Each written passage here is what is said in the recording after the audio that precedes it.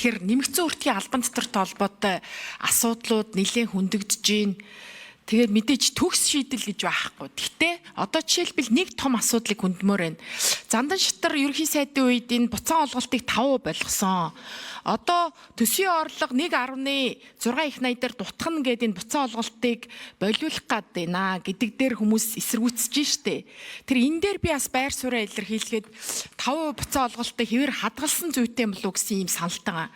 Энэ дээр төсвийн орлого буурч байна гэдэг дээр бид нар тухайн үед 2016 онд нөөтийн 2% буцаа олголтыг өгөх ийм шийдвэр гарах үед бол бас төсвийн орлого тасалдана гэдэг ийм асуудал үүсчихсэн. Гэтэл начир дээрээ үгүй. Тэгсэн ч гэсэн одоо жишээлбэл 2016 онд нөөтийн албан татвар 553 тэрбум төгрөг, 2018 онд 900 тэрбум төгрөг, 21 онд 3.7 их 80 төгрөг 21 онд. За одоо бүр 26 оны батлагдсанаар 7.4 их 80 байна уу? Ямар өсөлттэй явж байгааг та нар хардаа. Төсвийн орлогын маш том их үүсвэр болсон.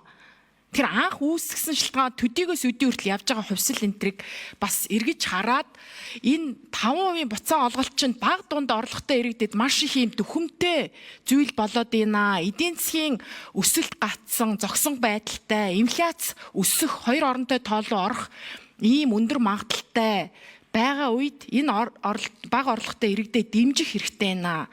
Өөрөөр хэлэх юм бол дэмжин гэдэг нь худалдааг дэмжснээр эргээд эдийн засгаа идэвхжүүлэхтэй нөөтийн одоо татвар төлөлтийн бааз суурийг нэмэгдүүлэх замаар энэ орлогын түвшингөө хадгалах боломж харах ёстой болов уу гэсэн юм байдалтай. Ер нь бол гишүүдийн болон иргэдийн шүүмжлээд байгаа зүйл нь амархнаар нь өсгөөд яваад байна. Нөгөө эдийн засгийн макро эдийн засгийн цогц бодлогыг бусад талднаас давхар харж үзээч. Далд эдийн засгаа ил болгоход нь анхаараач. Бага орлоготой иргэдийнхээ орлогыг хамгаалаач. Өөр одоо ажлын байр бий болгох, эдийн засаг бизнесийн хөрөнгө оруулалтын таатай орчныг бий болгох замаар төсвийнхөө орлогыг татрын одоо замаараа нэмэгдүүлээч гэсэн ийм саналуудыг тавьдаг шүү дээ. Энэ дээр тэгэхээр харж үзэх ёстой юм байна гэсэн ийм саналтай байгаа даа. Олон асуудлууд байна. Энийг л голчлоод хэлчихье.